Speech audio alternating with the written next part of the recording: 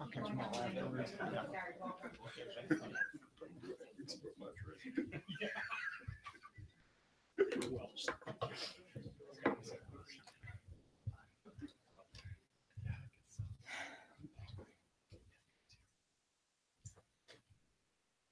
Well, good morning. We have to start the press conference with a little bit of sad news this morning. I just want to say that our thoughts and prayers go out to the tragic news that we heard this morning with the bus fire and the two loss of lives in Western Iowa. So our thoughts and prayers are to the families that were involved. I do want to, on a happier note, I want to thank the Iowa Business Council for joining us this morning for this really exciting announcement. And I want to thank the companies also for your investment in the state and for really serving as a catalyst for economic development and vitality in the state of Iowa. You know, as I have the opportunity to travel to communities in all of our 99 counties, I consistently hear the same thing over and over from our employers. And that is they are ready to hire even more Iowans, but they simply cannot find the workers with the skills that they need to fill the openings. Training our children for the careers of tomorrow and offering professionals continued education and training to stay competitive not only in today's job market, it is critical for the future success of our great state. We know that to continue creating opportunities for Iowans to live, work, grow, and raise a family in our state, we have to not only have the careers available, but we also have to have post-secondary education and training that really creates a talent pipeline. And that's why I've been so passionate about Iowa's leadership in STEM, science, technology, engineering, and math, and why I'm so excited about the Future Ready Iowa initiative. As you know, we've talked about it a lot. The goal of the Future Ready Iowa initiative is to have 70% of Iowa's workforce have either education or training beyond high school by the year 2025. We are currently at about 58%, so we have our work cut out for us. Many of the people that you see standing behind me or representatives from their business served on the Alliance, and of course, my co-chair, Dan Houston, I certainly appreciated your time in serving in that capacity. The Alliance announced the recommendations to reach that goal back in October. And as we've said from the very beginning of this effort, we know that government can't do this alone. We can't solve the challenges that we're facing in our state. It's going to take a public-private partnership between business and nonprofit leaders, educators, community advocates, and lawmakers to really build on the foundation that we've already put in place. I'm encouraged that the key stakeholders are uniting around the efforts to address this challenge. The announcement that the Iowa Business Council will make in a few minutes really further demonstrates the efforts of the private sector to help us in addressing the challenges to strengthen that talent pipeline. So before I welcome Ben, who is the chairman of the Iowa Business Council and CEO of Ruan Transportation Management Systems, to the podium for the announcement, I'd like to turn the microphone over to Lieutenant Governor Adam Gregg to make a few comments. Adam? Thank you, Governor, and good morning. After a year of working with stakeholders and hearing from Iowans, the Future Ready Iowa Alliance came forward with recommendations in October to address workforce challenges in our state. One of those recommendations is to expand work-based learning in high-demand careers to all students, but especially for those who are traditionally underserved. The Alliance also saw an opportunity to expand STEM Best, that's businesses engaging students and teachers. The Governor's STEM Advisory Council has launched 37 STEM Best projects all across Iowa. These projects pair industry experts and educators with students to provide real-world learning experiences. Students are able to explore careers, build confidence, and make community connections.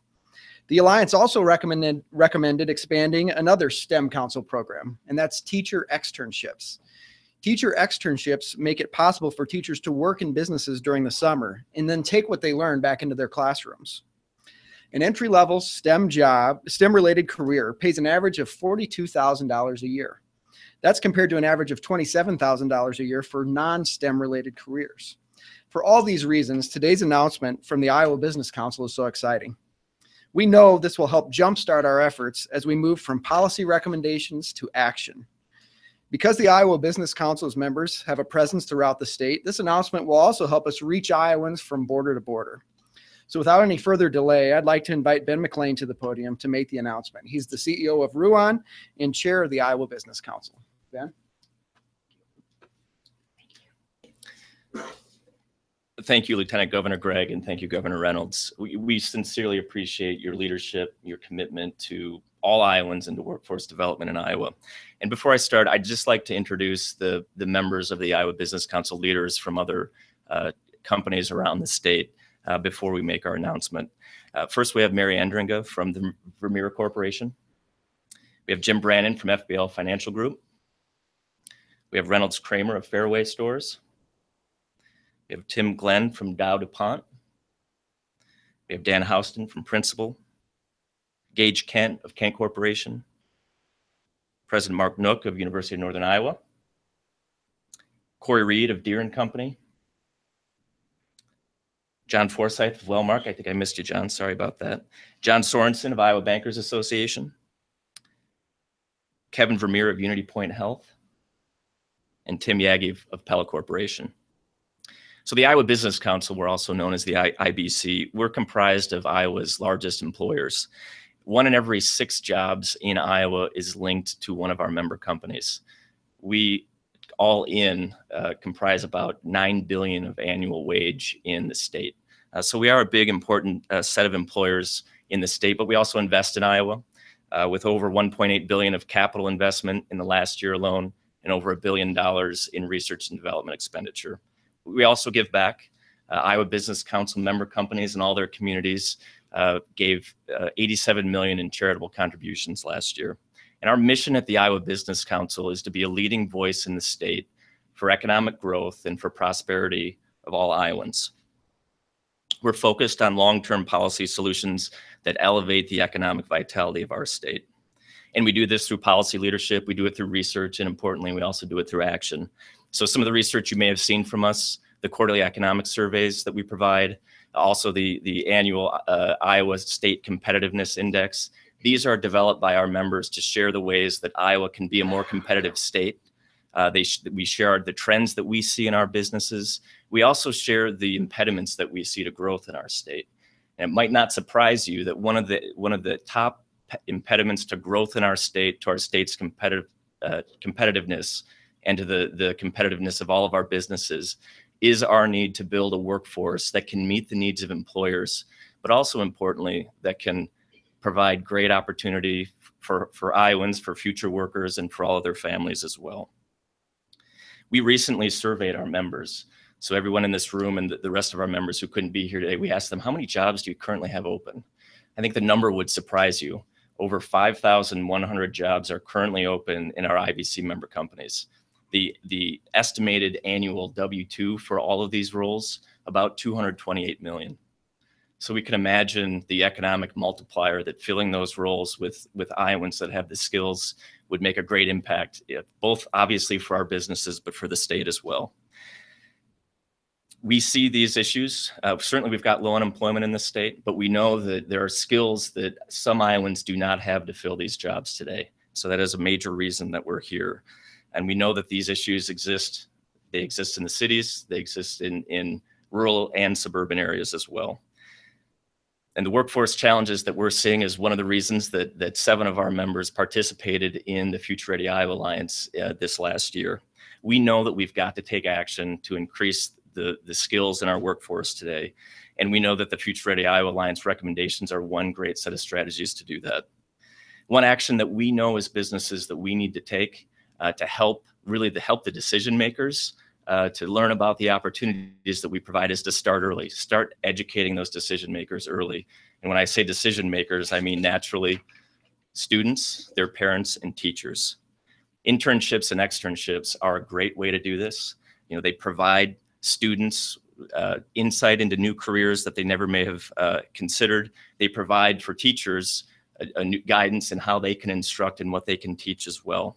And we also know that businesses do much better converting interns into full-time employees. They'll stay in our communities, they'll stay in our companies, and they'll stay in our state as well. So for all these reasons, we're here to announce today as the Iowa Business Council that all of our member companies have committed to provide 30,000 internships, apprenticeships, and externships to students and teachers by the year 2025. That 2025 number is one you'd know. It's the same. It aligns with that goal for Future Ready Iowa, that we will have trained 70% of Iowans with education or training beyond high school by the year 2025. Our goal of providing these opportunities, it is a significant one, but we feel it's absolutely necessary. It's good for our businesses, it's good for Iowans, it's good for our state, and for the competitiveness of our economy. So we're committed to take these actions. We're committed to support the recommendations of Future Ready Iowa and to build our workforce and strengthen the futures of all Iowans. We encourage other business leaders to do the same. We're interested in collaborating with whatever best practices we may be able to provide to others that want to provide these same enriching experiences.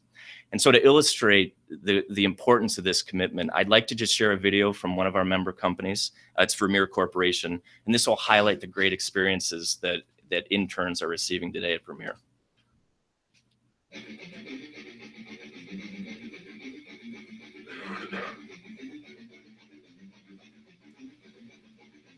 So I've gotten a lot of hands-on experience in the plant floor with skid steers. So I was part of a new product launch. I got to do weld quality. I love welding, so I got to get up and close and personal with it.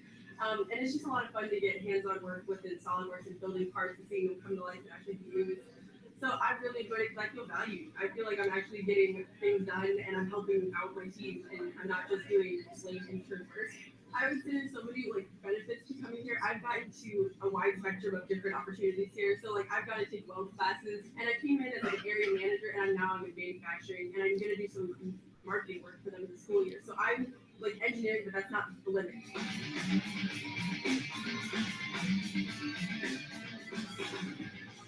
I actually got to get my own project where we started with the timeline of August 9th, our senior expo, and the goal of getting a working prototype done. And we walked that back through. We walked through the design process and hit every step of the way and found out where my starting point had to be, what milestones I had to hit, and where we needed to be to get that project done.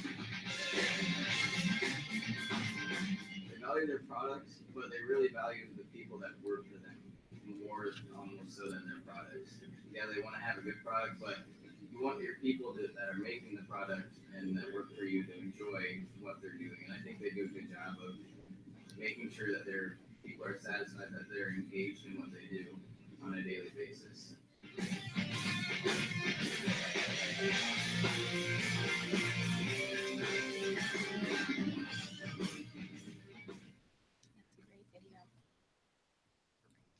Mary, thank you for volunteering your video with these students' experiences. Next, I'd like to introduce Alex Liebrecht. Alex is a dynamic math teacher from Dowling High School. Importantly, Alex is...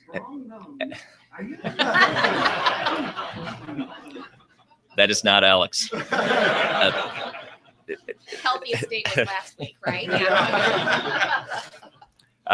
Alex is a wonderful math teacher at Dowling High School, and importantly, he's participated in teacher externships both at the White's Company and at John Deere. And we'd just like to welcome him and let him share a little bit about his experiences as a teacher extern. Alex, welcome. All right. First of all, I'd like to thank Governor Reynolds and Lieutenant Governor Gregg for having me speak here today. I'd like to share a personal experience about how the externship program at the White's Company and John Deere helped transform my perspectives on teaching. So a little bit about myself. I went to college for 4 years. I studied education. And then after that, I went into a career where I've been in education ever since. So I saw very little of the workforce outside of education until I started an externship. The externship program helped refocus my purpose as an educator. Previously, I still am really passionate about math, but I'm so passionate that when I have 28 students in my classroom, I have convinced myself that I'm creating 28 future mathematicians. That was before the externship. So I might still be creating some mathematicians, but more importantly, I realized that I'm creating the workforce for tomorrow, and the workforce of tomorrow needs to be able to solve lengthy and open-ended problems. The mathematics just happens to be the medium that I use in order to communicate these skills to students. So my externship has created a very macroscopic view of my classroom. I really see how it fits into the grand scheme of things. I relate what my students are learning every day to different work experiences in the field. Part of this is because the externship program kind of requires teachers to take a lesson based on their experience and bring it back to the classroom. One example of this I really like is I simulate for my students what it's like to be a reliability engineer. I create a set of data, and then they're like an engineer for a day where they have to solve this lengthy open-ended problem. And some of them find solutions, some of them don't, but it's more about solving these lengthy and open-ended problems. This idea of bringing a lesson from your work experience back to the classroom, I think, can be a really powerful tool that helps shape students' learning. Because of this, I believe that every teacher should have an opportunity to participate in the externship program because of the long-lasting positive effect it could have on their classroom, their students, and more importantly, all of our futures. Thanks again for having me be here today.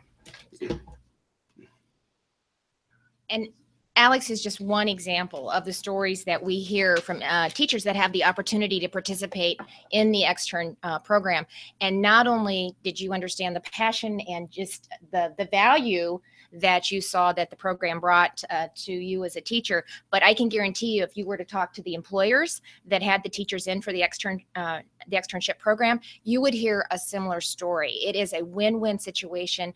And he spoke to the STEM Council meeting, the last one that we had, and poor guy, he was just up there passionately talking about the difference that he'd made and how he brought that into the school, into his classrooms. And I went up to him afterwards and I stuck my phone in his face and I said, "Can I video you? I want you to say that once again so I can show this to every employer and every educator out there. I want them to hear the message that you just gave." And so thank you for being here. Thank you for continuing to talk about your experience. And I cannot thank the Business Council enough for not only making a difference in the economy, but stepping up and offering 30,000 internships, externships, and apprenticeships through 2025 is phenomenal, because the statistics will prove out the more that we can expose our young people to the opportunities that exist in the state, the more likely we are to keep them here. So from the bottom of my heart, I can't say thank you enough. And I'm so excited to get started on this. It's a great, great initiative. So before we take questions on the topic, I also want to announce one more great bit of news, and that is we will be holding the governor's 2018 Future Ready Iowa Summit on April 3rd at the Iowa Event Center. And really the purpose of the summit will be to amplify really the statewide conversation about continuing to transform education in the workforce. The summit will encourage expanding work-based learning and computer science instructions. Speakers will include Brandon Bustede, who is the Executive Director of Education and Workforce with at Workforce Development at Gallup. I've invited Arkansas, and he's accepted Governor Asa Hutchinson, whose state is a national leader in computer science education. And we've also extended an invitation to Governor Gina Raimondo of Rhode Island. And I actually got to travel or participate out in Facebook in California with Governor Raimondo, talking about computer science. So I'm hoping that she can join us too. And Hadi Partovi, the CEO of Code.org, will also be participating in the summit. So the registration will open Thursday, February 1st with a link at iowastem.gov. And with that, we'd be happy to take any questions on this topic. Somebody tell me what 30,000 represents. Does that represent doubling the number of internships, apprenticeships, externships? How do we quantify? Sure. So the question was, what does this represent, the 30,000? Certainly, we already make a reasonably significant number of opportunities available, but this is a good amount of growth. And if you look at the Future Ready Iowa effort, right now, to get from that 58 to 70%, we're talking about almost 130,000 Iowans. So this 30,000 in the context of that 130,000, is, we view quite a significant portion of that growth that we need in those with education and training. But it does represent growth for all of our companies. We can provide specific. I don't have the specifics with me right now, but I would share with you that it's beyond the growth of our GDP, for instance. So all of our members will be looking to step up, create new internships, create new externships and apprenticeships. A couple of you who are not the governor and the lieutenant governor, most of you our state for a long time. So could you explain what your experience is or why we have this disconnect, why we don't have these skilled workers that we need? Mary, do you want to talk about that? Mary? I'm just thinking from the state council, from our perspective. Yeah, well, for one thing, it's not just in Iowa. This is happening throughout the country. I'm most acquainted with manufacturing firms, and manufacturers have been talking about this across our country for a long time. And it's not that there are people available, although in Iowa there aren't a lot of people available, right? Low unemployment, but it's really skilling up the folks. And I think that's what's so exciting about Future Ready Iowa and our commitment from Iowa Business Council. And I know the commitment from employers across the state really will be there. How we can make sure we're providing the right kind of education certifications, 2-year, 4-year, so that we've got the people we need. I often say in manufacturing, it's not my dad's manufacturing. We have technology in virtually everything. So when you talk about STEM, science, technology, engineering, math, it's all about that. And I mean, literally on a manufacturing company, whether it's involved in any part of production or in service or distribution, everything uses math and technology, and then a lot of it is engineering as well. So we just need to skill up, and actually we're competing against all of our neighboring states also, because they're also needing to do the same kinds of things. So I think it's just a matter of what has changed in the last 20 years in all of our lives and our businesses, and it's a different world that we need to work in. But I just want to say that I've had the chance to serve on the STEM Council and co-chair a few years ago with then Lieutenant Governor. And I am so impressed with the state of Iowa, and whether it's K through 12, preschools, community colleges, independent colleges, the regents, all the businesses, I really see us wanting to make a big difference and to identify what are the skill sets, what's the education that's needed to move forward. I was just at a meeting yesterday in Pella. Our Career Academy is going to be kind of the sponsor of some apprenticeship programs, and it's really being laid out well, and it's going to be an awesome opportunity for young people to get involved in apprenticeships early. And that's not as robust of a system as we could have and we will have in the future.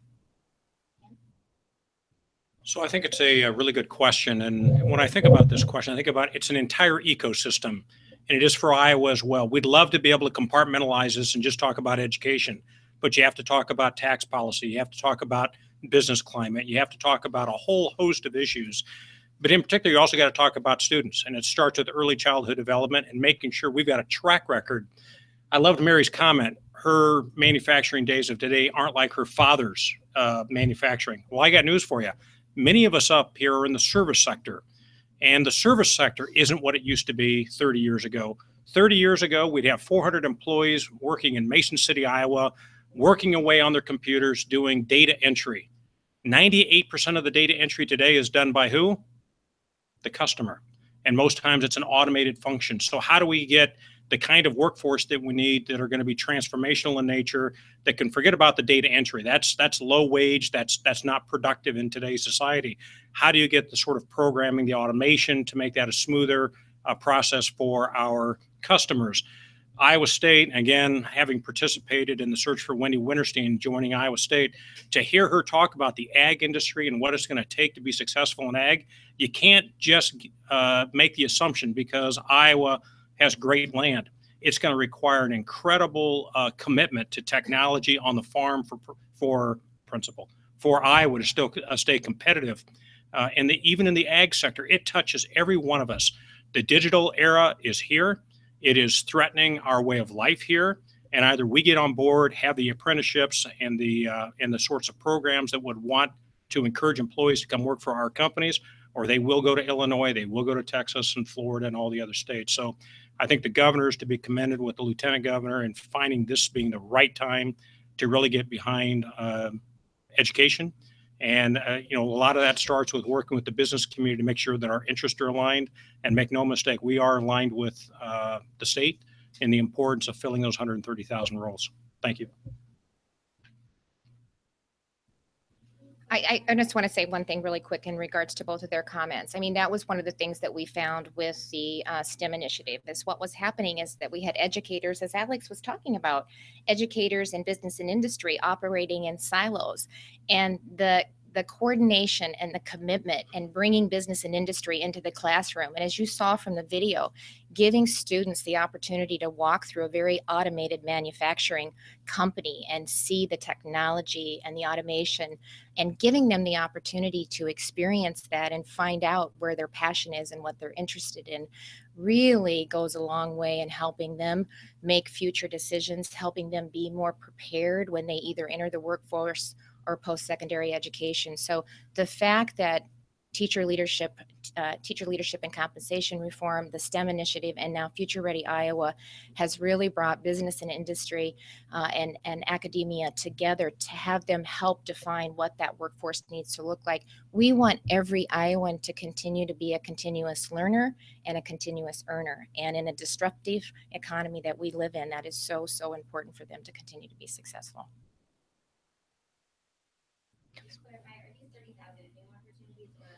I assume they're new, but Sure. So between the question was, are these 30,000 new opportunities or are we expanding? And it's both. So we offer a significant amount of opportunities to say, but we will be increasing the number of internships, externships, and apprenticeships that we offer. And this will be 30,000. We'll count every opportunity and we'll measure every opportunity that we provide between now and 2025 to deliver those 30,000 opportunities to students and teachers. Correct. We're growing off of our base. Our members are committing to grow our base. It's important to know that the base is a point in time. So, you know, the base today can change tomorrow, can change 6 months from now. So the base that we're working off of could not be that same base in 6 months. Do you know what the base is today? No, we don't have that. I think one of the other things that it does, though, is, you know, for them to step up and to be willing to provide 30,000, we'll have a central repository. So part of the problem is connecting those opportunities with the classrooms and with the students, with the employers. And so by them stepping up, now we'll have a great base to operate from, and that gives us just the coordination from that perspective is just a tremendous help when we're trying to help school districts across the state be aware of the opportunities that exist for their kids. Are there any other questions on this topic? Well, that you get to leave. Thank you. Thank you. Thanks. Thank you.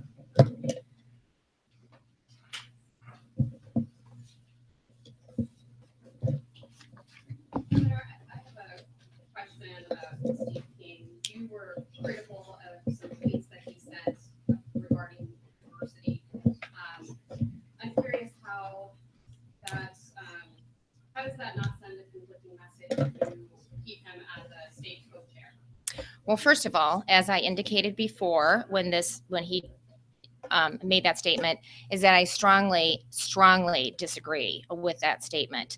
I don't believe that that's reflective of Iowans. I don't believe that that's reflective of Iowa values.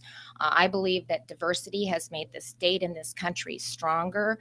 And so, you know, I completely disagree with what he said. I have, you know, a lot of co-chairs that have signed up to participate in our campaign. I am so proud to have Senator Grassley and Senator Ernst and Congressman Lum, as well as a host of individuals across the state. I'm not going to agree with everything that they have to say. And I can certainly make it known when I don't agree with a comment that they made. But I also want to be able to work with them on really important issues for Iowans. There are a lot of things happening in this state and in this country. And we just spent, 20 minutes talking about the opportunities that we're trying to create for Iowans to make sure that our students and unemployed and underemployed. The ethnic communities have the opportunities to get the skills that they deserve to fill the jobs of today and the jobs of tomorrow. 5,000 job openings just with the companies that that are members of the Iowa Business Council. On a given day, we have anywhere from 50,000 jobs to 75,000 jobs. Yet we have Iowans that are unemployed. We have Iowans that are working 3 jobs. We have single mothers that are trying to take care of their children, deal with childcare, get to a job, figure out transportation. That's what I'm focused on. I am not going to get sidetracked by a comment that is made that I disagree with. I've made that clear. I disagree with what he said. Now I'm going to focus on getting Iowans the skills that they deserve. I'm going to focus on a robust renewable fuel standard. I'm going to focus on tax reform because, as you heard Dan Houston say, it's a holistic ecosystem. And we need to work every day on that. That's what we need to be focused on. We understand that you have other people like Ernst and Grassley, but Grassley and Ernst are not accused of making hateful statements. Well, you know what? Why do you keep him as your butcher? I think that's the question. We can understand that you want people from Iowa understand that you want to work with these people, but it's another thing to say this is a member of my leadership team. So why are you? A lot of people view that as support. 3,500, yeah. As I indicated, we have 3,500 and growing every single day county chairs across this state. And while I am not going to disagree with everything, or I'm not going to agree with everything that they've said, I've made my position clear, and that's what I have to say on that. Is there another question? So he is remaining as a co-chair? Yes. But while you say you don't get distracted, isn't this a distraction for you if you are so strongly opposed to something like this? This isn't a disagreement about tax policy or school development. I mean, isn't this, you have people saying that this is racist, isn't it? I just pretty high thing. passionately said what I am focused on every day. We have a lot of challenges in this state and in this country, and I am focused on creating a competitive business environment, making sure that our students have skills to be successful, that they can find a job or participate in post-secondary education so that we can keep them in the state. I am focused on making sure that our businesses can grow and expand and hire Iowans and raise our family incomes. That's what I am focused on every day. I'm not going to get involved in the Twitter war. I'm not going to participate in that. We need to focus on what we need to focus on, and we need to do everything that we can to make sure that we get tax reform done at the federal level so we can create a simpler, fair, a tax environment that inspires and doesn't inhibit growth. That's what I'm focused on. Mm-hmm. A couple days ago, and she indicated in other interviews as well that she intends to make recommendations before the start of the legislative session. Mm-hmm. As governor, what do you want to see? Do you have a timeline for how you want the legislature or those recommendations to be carried out? Well, no, that's the process that's in place. And so I'm going to let the process play out. They appointed Ambassador Kramer to do an assessment and to make recommendations. And it's my understanding she's not done with that assessment right now, but it is my understanding that she intends to make those recommendations prior to the legislative session. And so I'm going to let her do her job, and I'm going to see what those recommendations are, and then we'll move forward from there. But I'm going to let her do what she was brought in to do, and then we'll take it from there. You talk about your travels to Washington, D.C. and the travels you potentially visited in meetings regarding the leaders in the oil industry regarding the Northeast Foundation for Diversity and Others. Well, we're always fighting for Secretary Northey. We believe that he's the best man for the job. He's the best Secretary of Ag in the country. And Secretary Perdue has indicated that one of the reasons he wants to bring Secretary Northey on board is he would like to see replicated what Bill did with the nutrient reduction strategy and the impact that that's having in our state. And he thinks that's a model that could be really replicated across this country, and just to really sees Bill as a talent that can help drive that conversation. I am going out. I'll be joined with 4 other governors. We'll be meeting with Vice President Pence. We are talking about Nafta and the importance that would play on the economy in Iowa, especially our ag economy. And so we want to, again, sit down with them and reiterate the point that we're okay with modernizing the language with NAFTA. It's a 25-year agreement. We believe in fair and free trade, but that's our number 1 and 2 trading partners. It will have a tremendous impact if we were to withdraw from NAFTA. I understand they're in negotiations and we need to let that play out, but we have a very volatile commodity prices right now, and so we need to be very conscientious of that. And while they always say, you know, do no harm to ag, anytime we're talking about NAFTA or possible withdrawals, that has an impact on the prices. And so with farm prices and commodity prices where they are today, we need to do everything we can to not only make sure that we have a robust renewable fuel standard, which, you know, we made progress on that, but to make sure that we can maintain the existing footprint that we have for our trading partners and look for opportunities to expand that. So we're going to, again, talk about the impact that we'll have. I'm there to represent agriculture and manufacturing. And then we've got other governors that are representing other issues also. Governor, we do have the public budget meeting this afternoon, and the Agriculture Department has put forward a pretty stagnant budget proposal. Considering what you said about the lower farm economy, do you think that's fair to not really invest as much into the agriculture side of the budget, or what are you expecting? Well, our farmers are working every single day. You know, farmers do what they do best, and that is produce. They're doing more on a smaller footprint with technology and innovation. They're just continue to be great stewards of the land. So when it comes to water quality, I'm hoping, honestly, one of the first bills that I have the opportunity to sign as governor of the state is a water quality bill, so we can have long-term sustainable funding for water quality practices that's based on science. It's voluntary and really will extrapolate the great things that are already, the great practices that are already taking place. So I'm hoping that that's one of the first bills that I am able to sign as the governor. Could I just ask about your reaction to budget estimates, your revenue estimates yesterday? I guess one question, I'm sure a lot of school superintendents out there are wondering, is it possible that there will be mid-year budget state aid to K-12 education? Well, if they remember right, they were actually one of the 3 things that we held harmless last year when we did the 118D approach. We actually did not touch pre-K through 12, as well as backfill and Medicaid. And so I think that demonstrates the commitment that we have to education. We were one of the top 3 or 4 states that have actually increased per pupil funding in education over the last several years, where most of the states across this country have actually seen their amount of investment in education go down. I think we increased by about 20% our amount of funding in education. So, you know, this is the revenue estimating conference is, it wasn't changed much from what the report was in October.